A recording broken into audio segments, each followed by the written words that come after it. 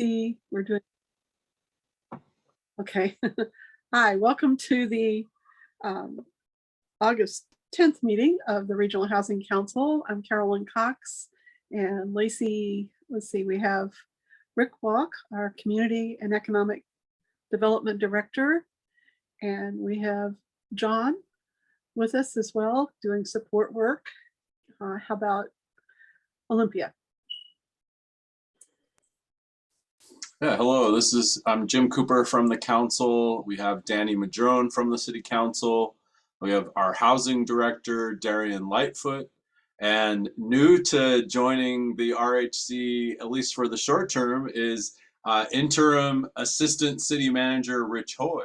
And so Rich comes to us from Public Works, and he's going to be filling in for the giant shoes of Keith Staley while we do the search, though. If you've met Rich in person, his feet might be very comparable, if not bigger. So we'll see what he does with this role.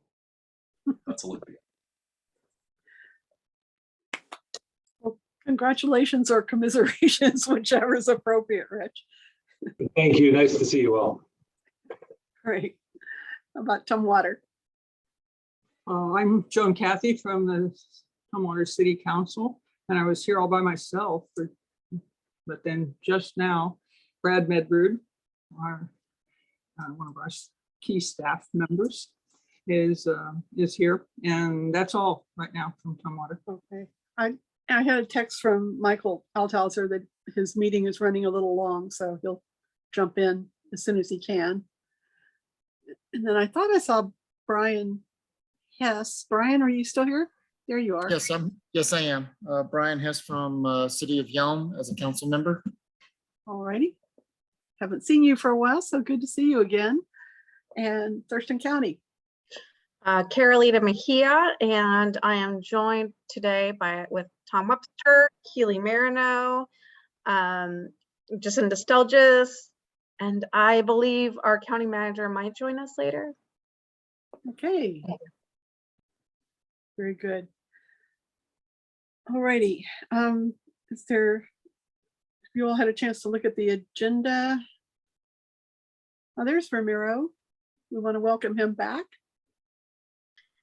Yes, and our county manager, Ramiro Chavez, has just joined us. Thank you. Right. Good afternoon. Sir, my apologies for running late. Oh, no, totally understandable.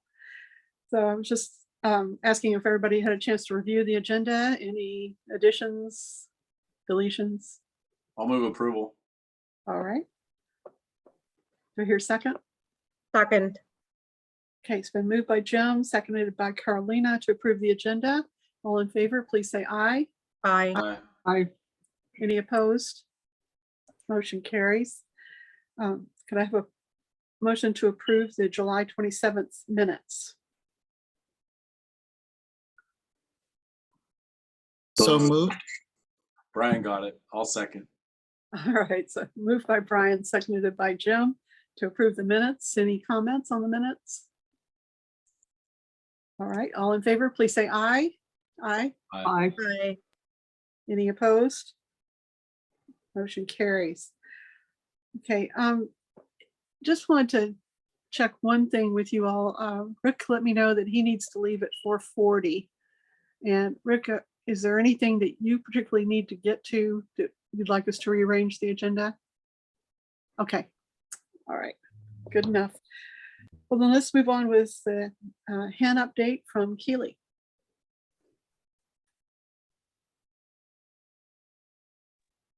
Good afternoon, Regional Housing Council. So yes, just a little update on the Housing and Essential Needs Program. Our office and the Auditor's Fiscal Services Office worked really hard to attempt to get August rent out and paid. All but 6 checks went out. We are currently experiencing, though, some technical difficulties with perhaps some addresses that were incorrect or individuals that have moved on from the program that we were not alerted to. But we're working through those bumps very closely with our fiscal services. Very quickly after we picked up the HEN program, very suddenly on the first day of July, We recognize the need for there to be very concentrated case management in the interim. We contracted with Partners in Prevention Education to take on that role, and we continue to meet with them on a 3 times a week to provide case consultation and just support as they take on an incredibly heavy, a very heavy lift, taking on not only current clients that are receiving funds through HEN, but also new referrals from DSHS and other providers that are coming in. They've had to quickly create an intake process and spread the work out with their advocates at Partners in Prevention Education. So we're greatly appreciative that they were willing to step up. Again, they were the only agency that indicated they were able to immediately pivot to take on temporary case management. This week, we also began the conversations of turning over the payment or the fiscal side of this program temporarily to Live Stories. Live Stories will only be handling cutting the checks and getting those out, whether it be for rent, it be for arrears, deposits, other fees that come up, and utility payments. We've been meeting with them. We have had 2 meetings this week, and we'll be meeting again with them tomorrow to assure that they get the data that they need in order to begin processing already September checks. So all hands are still on deck to keep this program afloat. We're doing everything we can to prevent any kind of 14-day pay or vacate notices. Those are triggered when rent is late with some of the larger property management entities. So just really appreciate our staff, Jessica Olson, Ariel Benson, and our temporary staff, Leah Tengeman, for taking this on, and just and our fiscal office, both in Public Health and Social Services and the auditor's office. So much gratitude for them. It's literally every hour of the day there's a new change that we're having to address. I just got a phone call as I started to speak, actually. We will be issuing, upon board approval, a request for proposals for the HEN program. That will be for a permanent agency or agencies to take on that program. It's the safety net for our community. It's a huge undertaking, and we are looking forward to ensuring that whoever is able to take this program on, if they are chosen through the review process, will be well supported in that transition from our office, from PIPE, and from Live Stories. Along with that, I'll go ahead and mention in that RFP, there will also be 2 other projects that will be up for award. That would be rapid rehousing through the Consolidated Homeless Grant.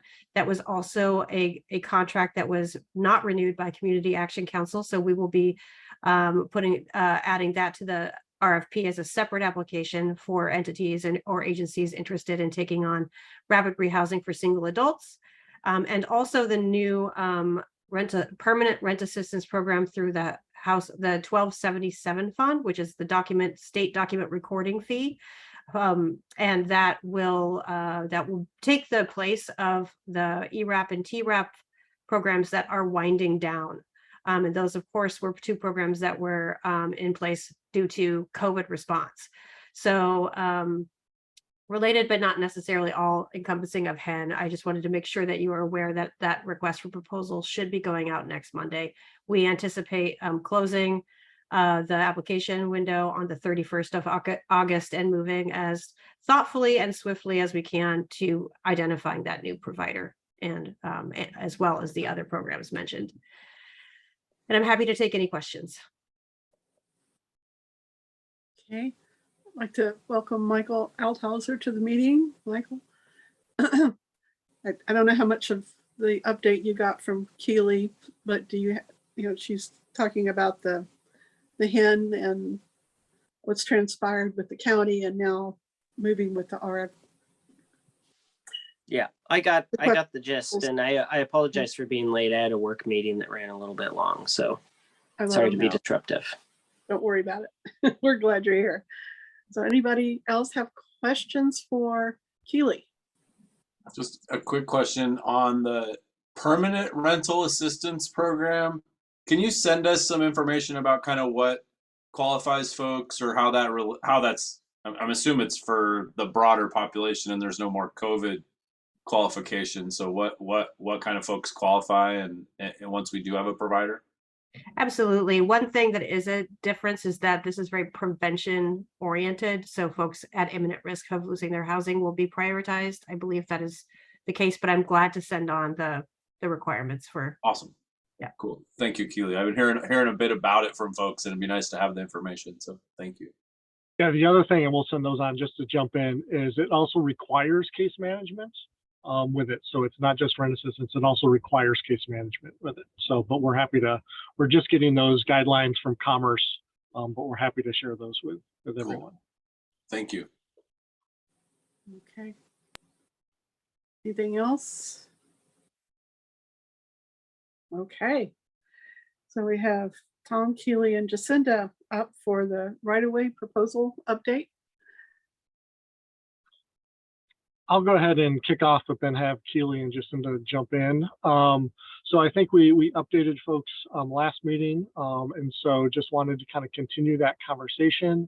So as we notified folks last week, 2 weeks ago, whenever the last RHC meeting was, we did receive $37 million from the state for right-of-way initiative. So that is a big, initially the state allocated 19 million. So that our request to put in a large proposal paid off.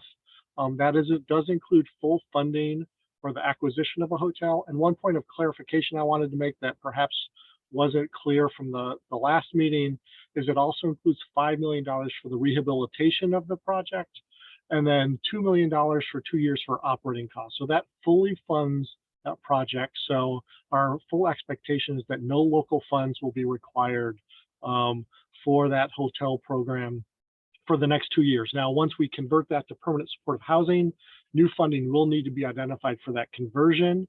The $5 million for rehab is really just for initial occupancy, security, filling in a pool, perhaps, those types of kind of security needs.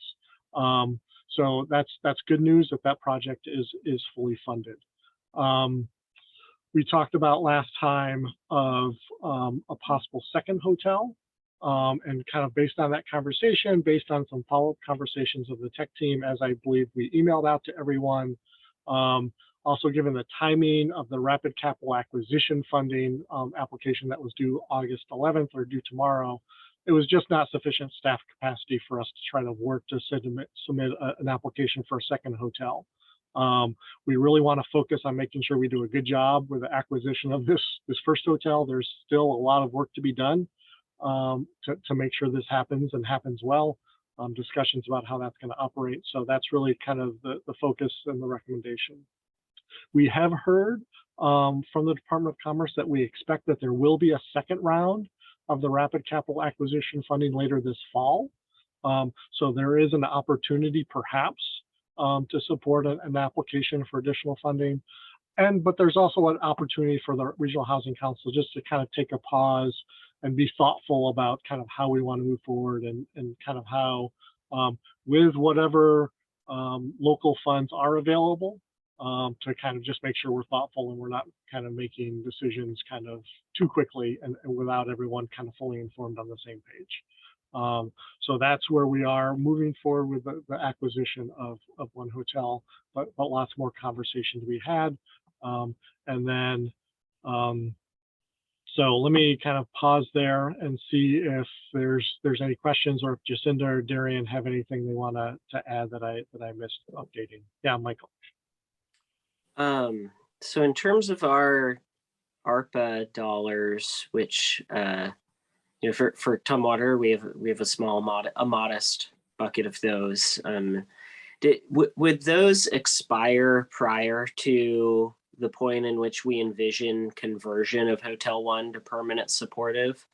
Like, what does the timeline for conversion look like? And I would assume those ARPA dollars would have to be spent before that point in time. Yeah, so my understanding based on a conversation we had with Robin Campbell, the Assistant County Manager, is those ARPA funds need to be obligated under contract before December 31st of 2024. They don't need to necessarily be expended, but they need to be under contract is my understanding. And so I think that late 2024 timeline is probably around when we'd be looking to convert those units to permanent support housing. So I think without kind of saying anything definitively, that timing becomes a little, tight. And so I think, not speaking for the county, but I think kind of in the conversation we had with Robin and Scott Spence and John Doan of wanting to at least making sure we're identifying perhaps by early 2023 kind of a source for ARPA funds to make sure that the purpose of those funds is identified early, and so there's plenty of time so we don't get too close to that deadline. But I would say that's certainly a possibility, and there may be an opportunity to move more quickly on the conversion of permanent supportive housing, but those conversations would have to take place. Okay, thanks. Okay, Jim? Tom, were you able to verify how much the county had set aside for this type of project? It was a little unclear from what Robin remembered and on the spot last time. Yeah, and so I'll look to Ramiro to kind of correct me. So the county set aside $9 million. I believe 1.5 million has been committed to the Franz Anderson project. So the other kind of 7.5 is set aside, but is not committed. And so Ramiro, I look to you to kind of convey that, confirm or kind of update that message around the county's ARPA funds. Yeah, and that has been set aside and continues to be part of the overall strategy of utilizing the county's ARPA funds. And as the discussion moves on in terms of the sense of urgency to make sure we don't leave any money on the table, either before December 2024, we'll be engaging with the commissioners. Is although set aside, but the commissioners have the latitude to redirect those ARPA funds as they see fit. So continues to be part of the plan, the set aside, but they have not been committed specifically for this project.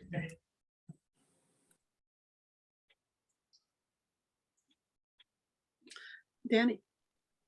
I just wanted to thank Tom for that email that you sent out around the status of all of this work. It was really helpful for me to understand all of the context. And I just want to thank all the jurisdictions for coming together. Like, we've got $37 million coming into our communities for some really big projects. And that is really, really something to celebrate. So thank you, everybody.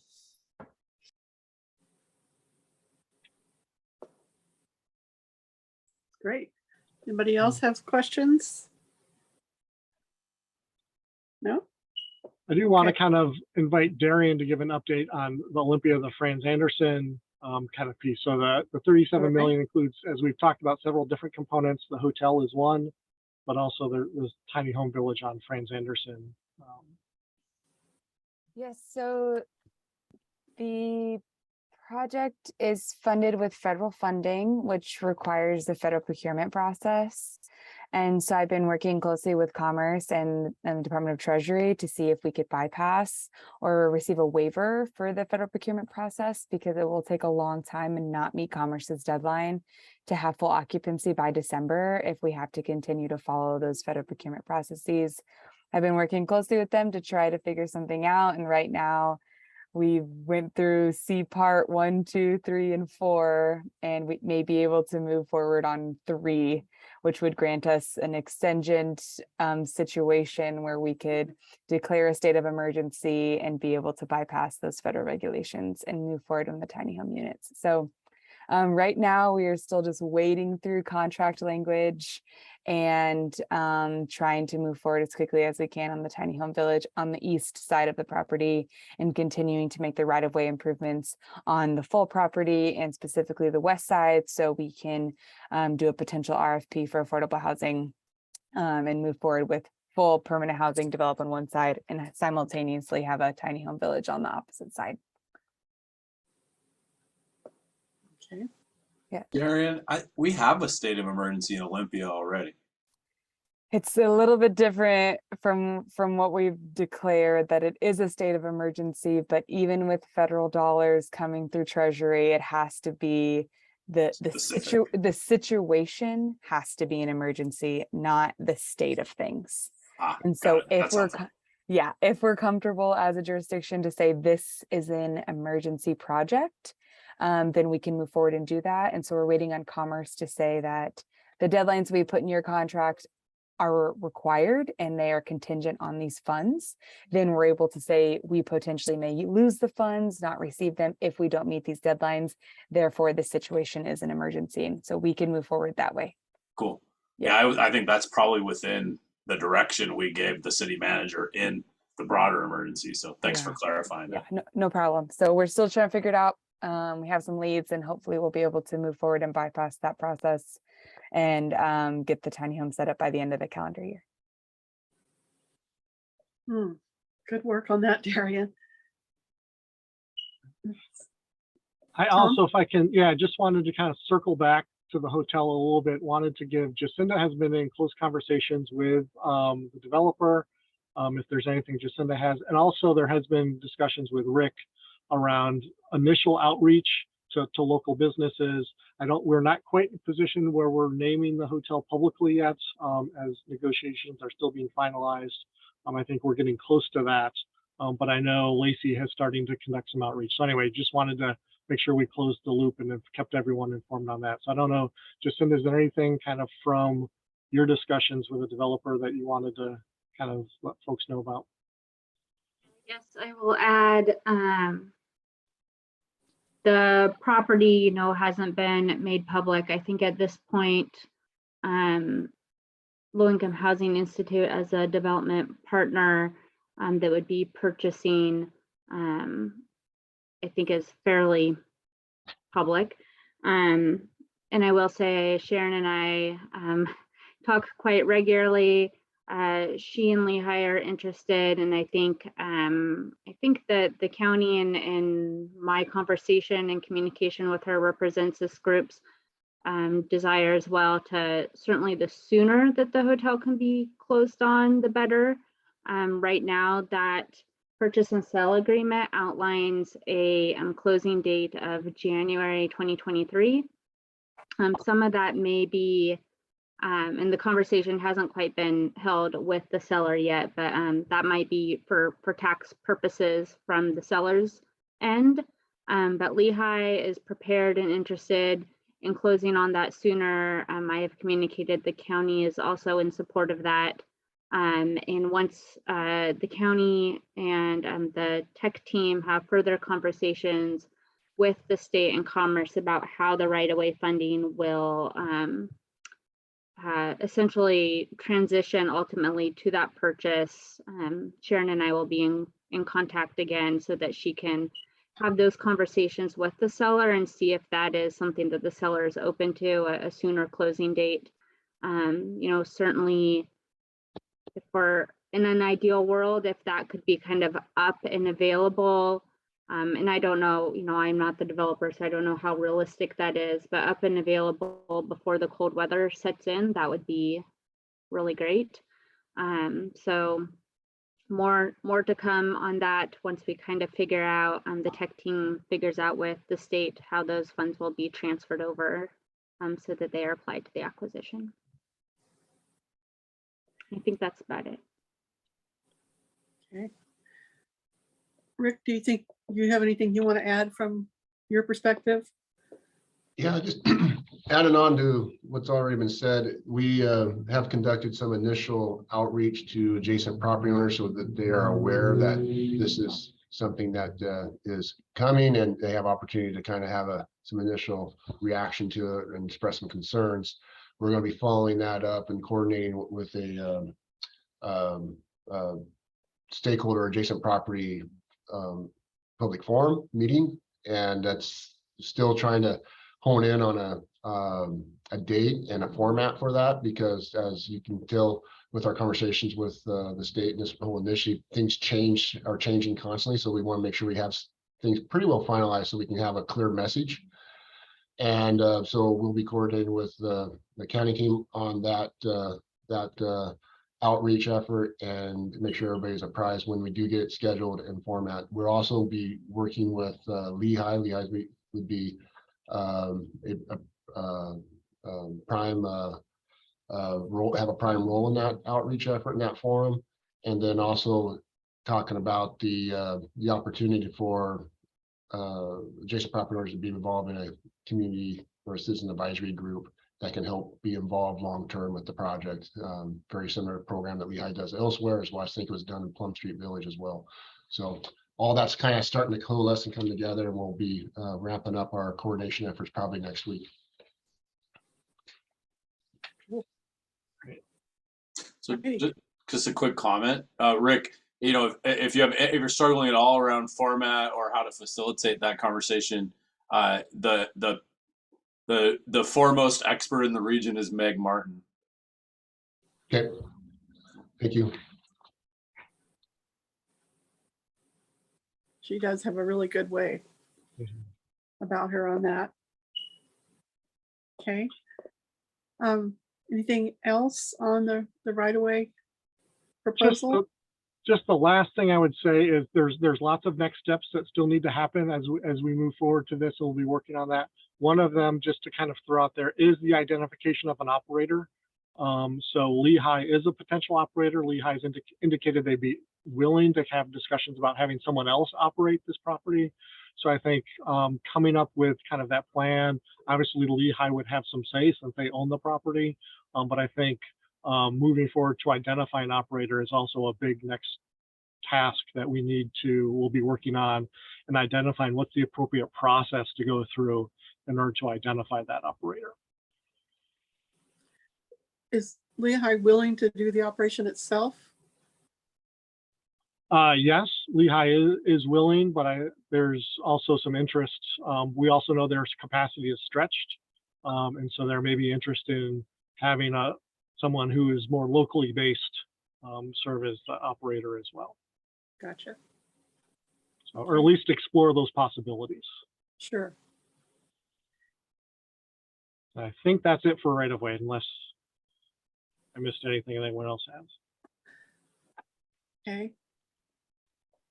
And I heard we're down to like 2 people living on the freeway now. Is that right, Rick? I don't, in complete right of way, covered on the right of way initiative. No, there's more than that. More than that. Was that just in Lacey, or? I'm not sure where that number came from. Okay.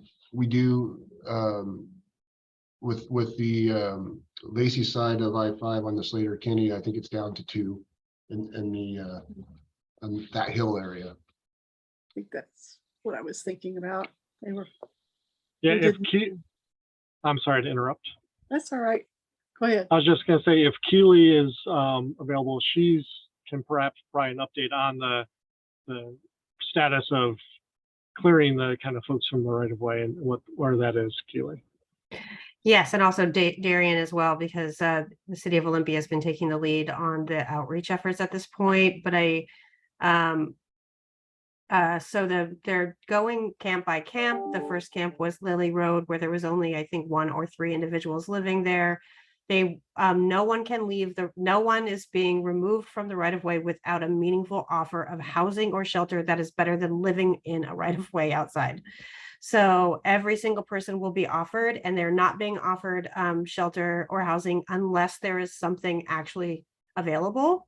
And so we've had a number of delays with Unity Commons having to pause for 3 to 4 weeks due to a COVID concern. And then, we're not displacing current residents within Unity Commons. So only as beds become available are we able to make offers to the right of way, all the while trying to ensure that we're roping in coordinated entry processes so we don't lose that, even though coordinated entry is going through a transition as well right now.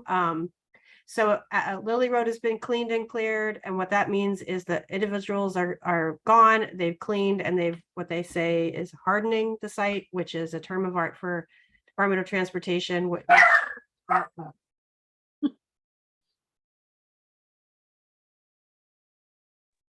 includes small dogs that are free and will be out in front of my house if you would like to pick one up on your way out of this meeting. I have 2. The current encampment that is being worked on is Pacific, and there's actually 8, I believe 7 or 8, Darian, distinct 8 distinct areas which are individually being addressed. So some of them did not include any residents, and so those were cleared and cleaned.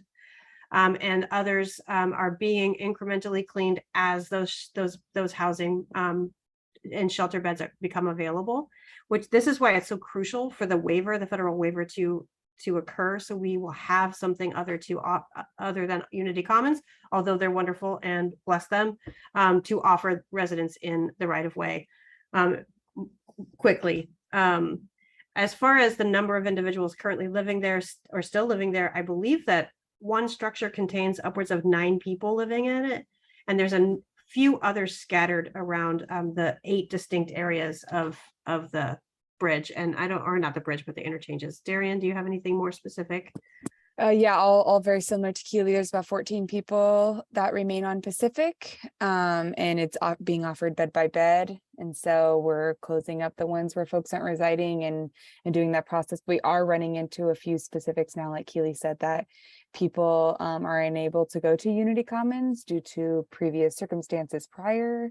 And so how do we follow the guidance of Commerce and offer them a place, knowing that our only option right now is Unity Commons. So we're at a bit of a bind because people are residing at Pacific that we don't have an option of place to move to. So yeah, really hoping Franz Anderson can open soon, hoping that we can purchase a hotel and have a variety of places for folks to go.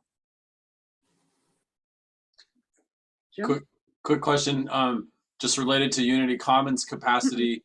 Where are we at with occupancy at the second interfaith shelter at the Foam Outlet property?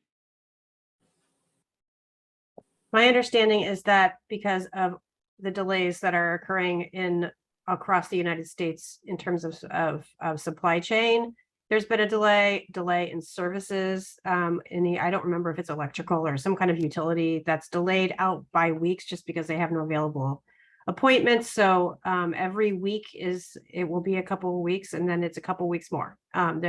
Unfortunately, they just keep hitting snag after snag after snag. Ongoing throughout this entire process. So I haven't heard an update from Meg on the timing, the most outside of that they're waiting for some utilities to come in and they had to wait for an appointment. Are they able to start operating that on day one-ish? Ish, Yeah. Okay. Awesome. Yeah, I believe, yeah, they've got almost everything squared away. Okay, yeah, that's a huge piece of the puzzle that COVID's back quite a bit, so thank you. But to clarify, that will not be kind of overnight shelter beds. It will just be for day use. So is that right? 24/7 day use, right? No, okay. So initially when the project came before the RHC and other bodies, it was while Unity Commons was being built, and while the residents that would be occupying those beds had to be removed from 2828 Martin Way Podiatry Clinic shelter into First United Methodist Church. And First United Methodist Church is like, you can have a couple of months and then you need to leave. And so the stopgap was, okay, let's do this. We could buy this property really quick, put this up, and then we move those residents into the sprung built structure while we wait for Unity Commons construction to be complete.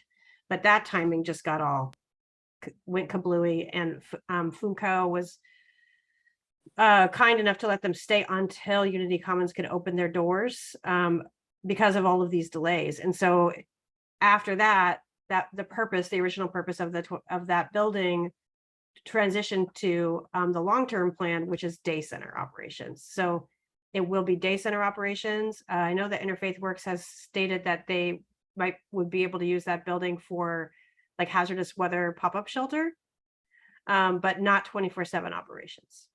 Thank you for that clarification. My memory was foggy there. So thank you.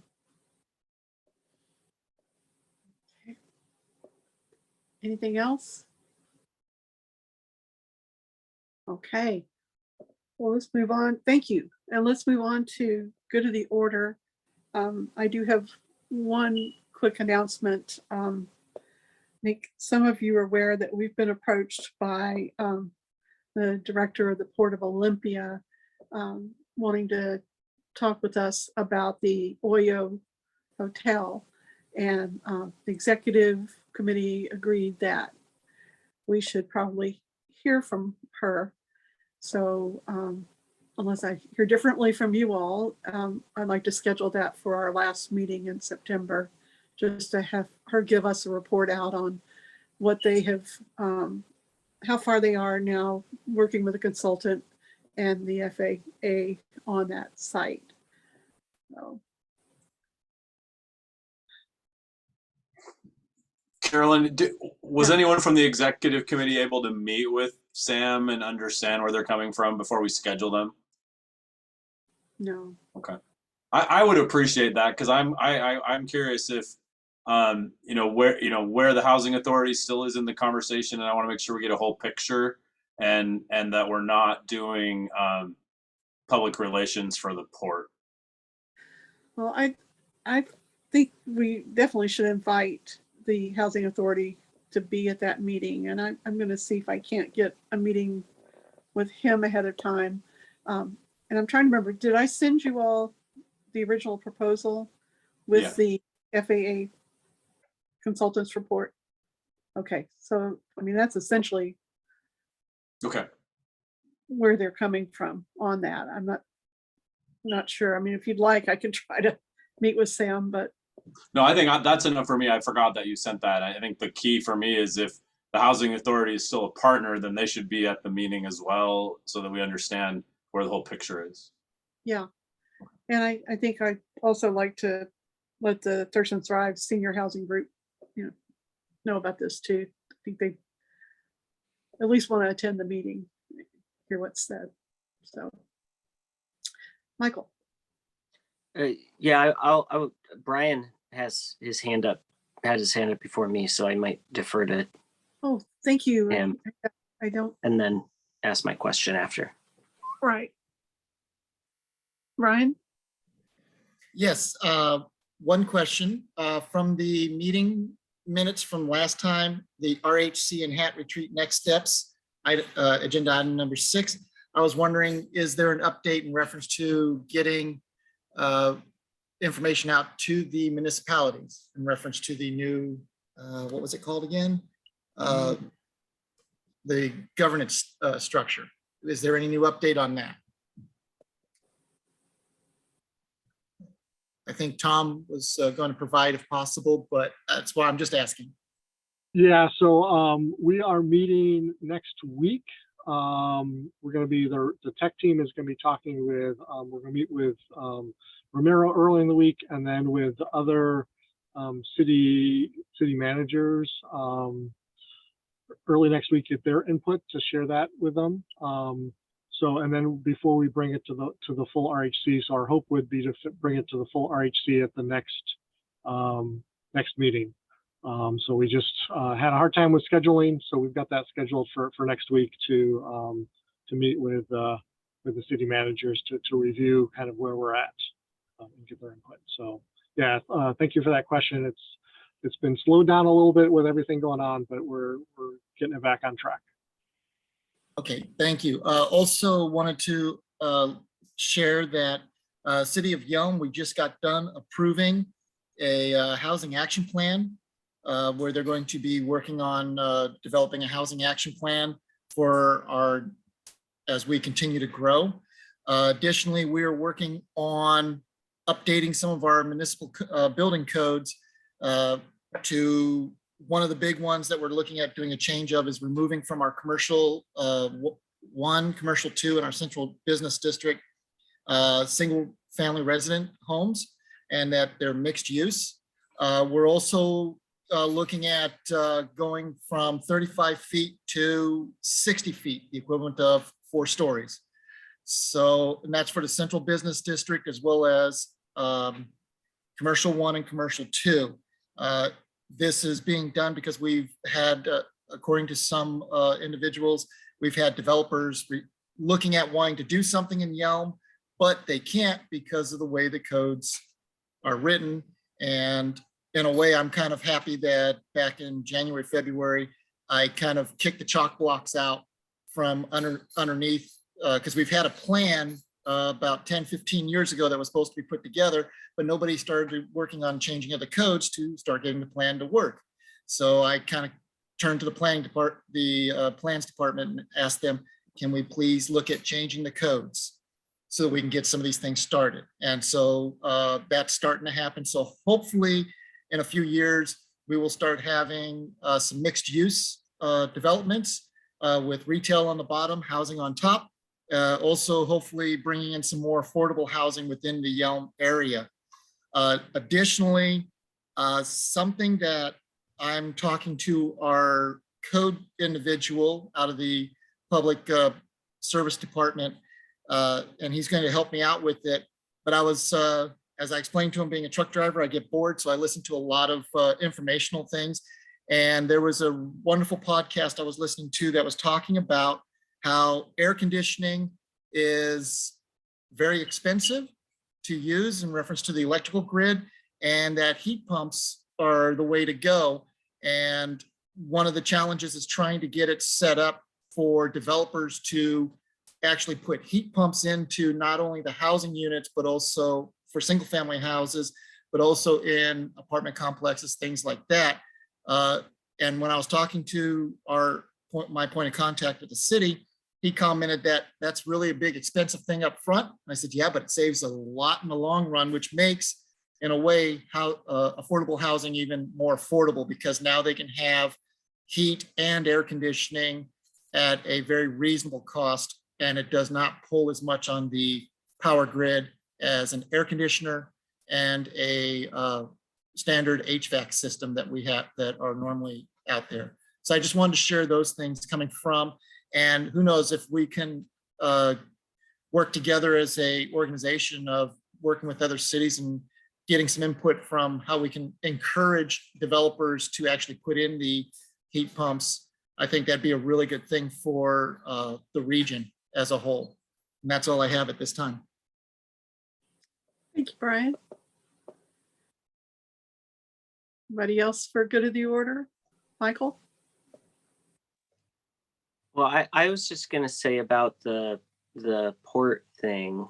It sort of seems to me that the memo kind of lays out the process, and that if we did have host Sam here at this meeting, that would be an opportunity for this body to provide feedback on whether we want the port to continue down that road of actually implementing that process and trying to go through it.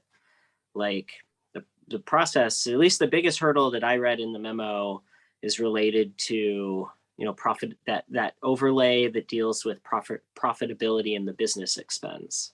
Mm-hmm. And that's what you really need approval from the FAA for. And that seems to be a long and, judging from the memo, a complicated process. So I would imagine that could be an opportunity for us to either say, as a body, yes, we want you to go through that process, or for us to recognize that process is so daunting and that the chances of being successful are so low that we would rather have the port participate in the housing discussion in a different fashion.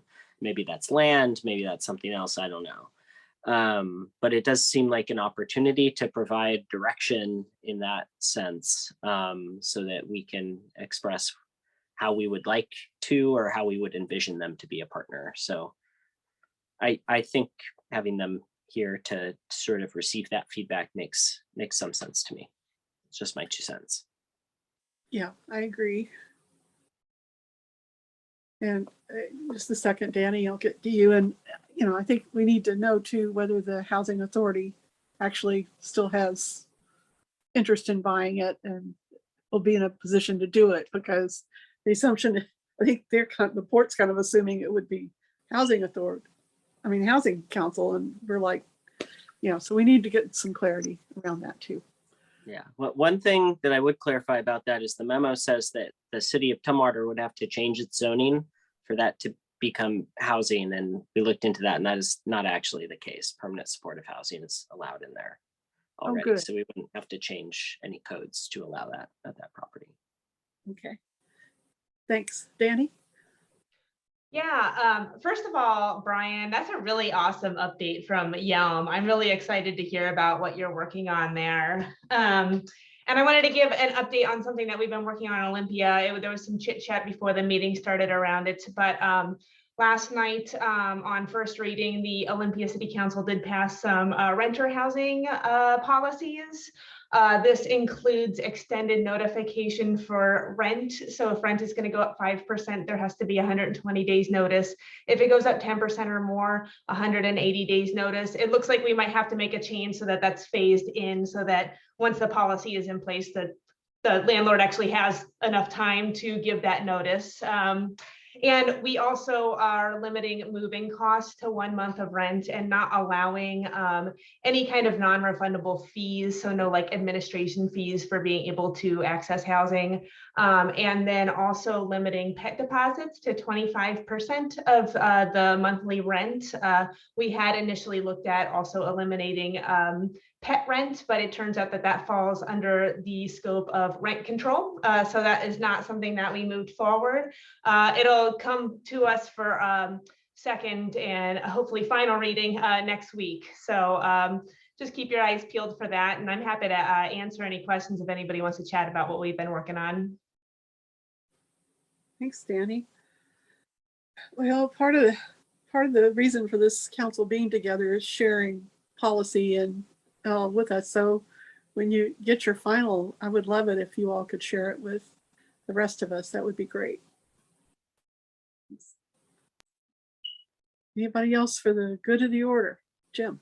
Just one additional thing from Olympia is that the Quinn Street mitigation site is open. And so that's pretty exciting. And getting that move, it has been a huge lift for a lot of people on our staff team. So congratulations to everyone involved for getting us there. And hooray for Yelm. Brian, that is awesome. And let me just throw out that the first obstacle to selling heat pumps is having the salespeople offer them. I've installed air conditioning in 2 properties and have yet to have somebody offer me that as an option.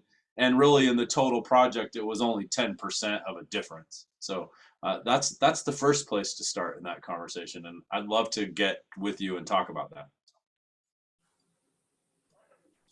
Thank you. I appreciate, I apologize. Thank you. I appreciate it. I was going to say, if the salespeople aren't offering it to you, I think you're asking the wrong salespeople. When I had air conditioning put in our house, they were like, hey, we've got a heat pump. And I had to say, no, I've got a furnace that's at 90% efficiency. I'm not swapping that out.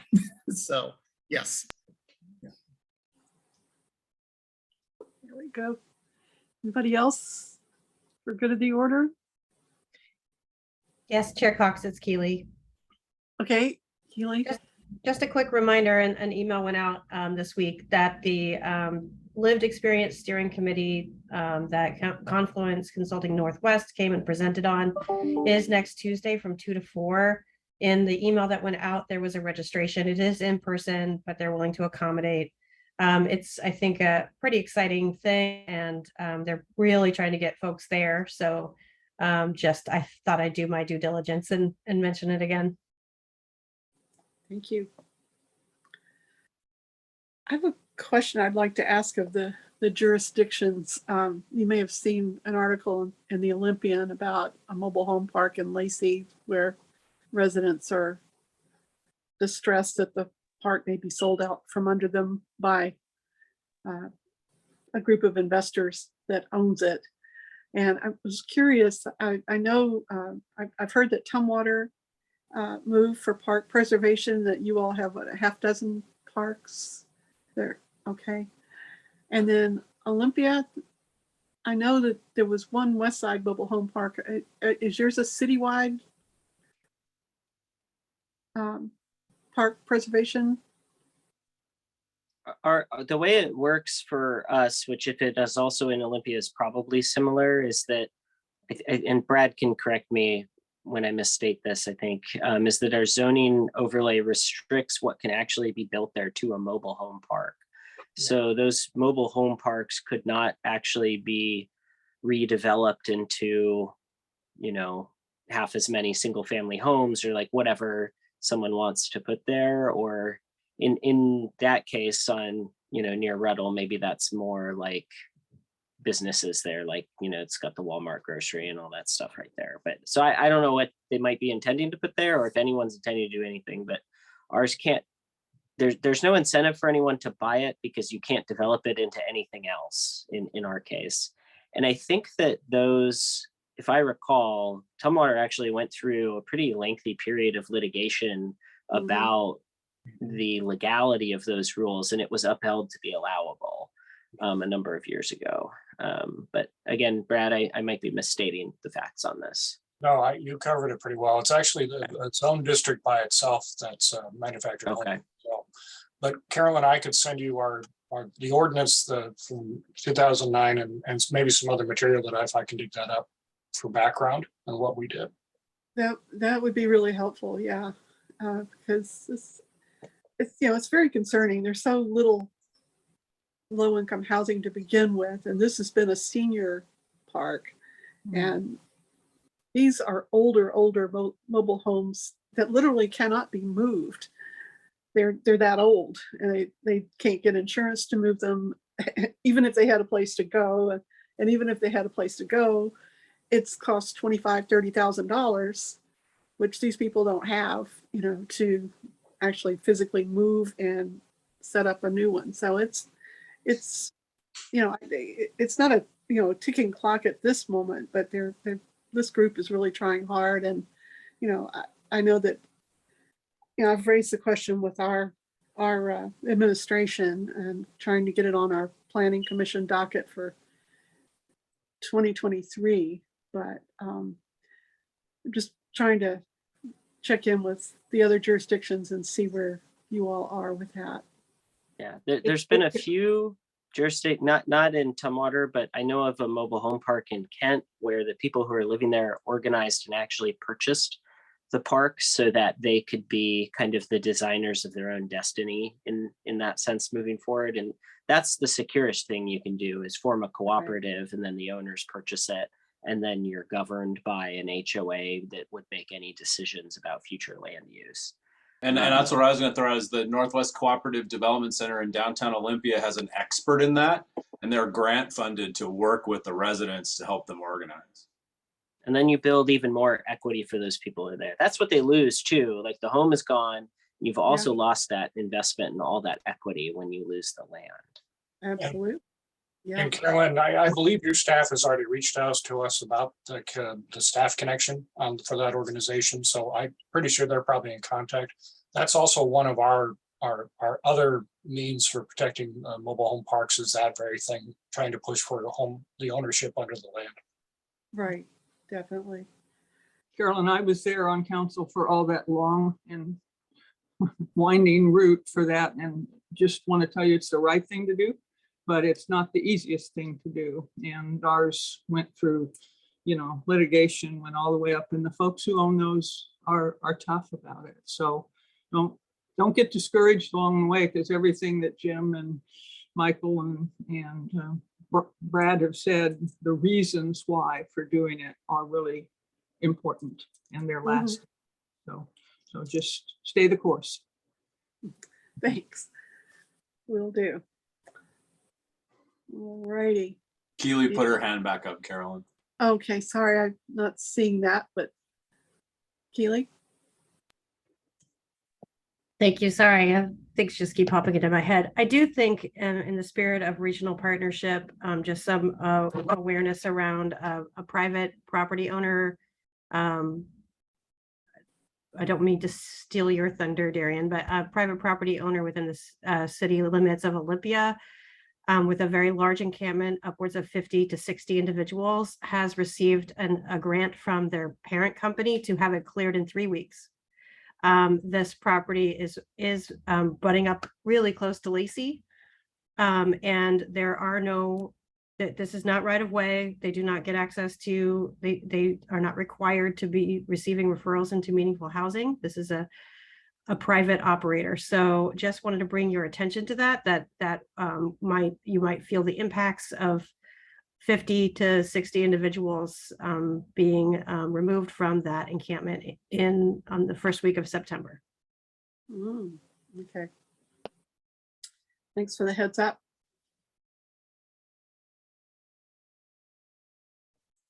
So Do you know? can 'cause we out the property? I don't see any reason why it needs to be private.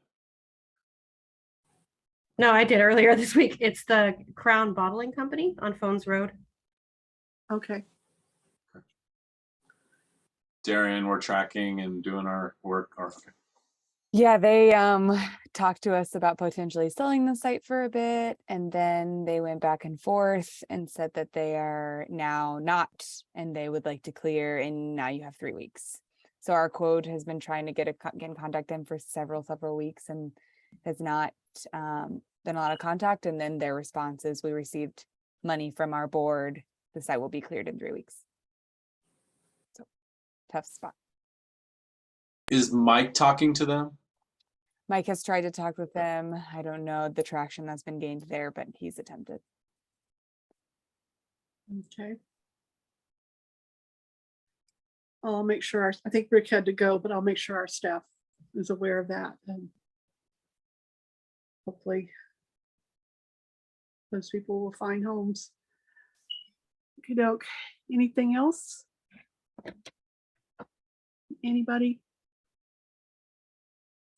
Yeah, if anyone has a really tall ladder and a good back, Carolyn needs help changing that smoke detector alarm. Thanks a lot for outing me, Jim.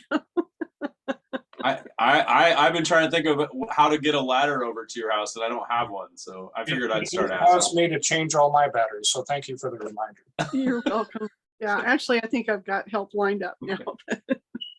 I'm sorry, it keeps chirping. It's been going long enough that I'm almost not hearing it anymore, which is sad, but alrighty. Anybody else have anything for good of the order?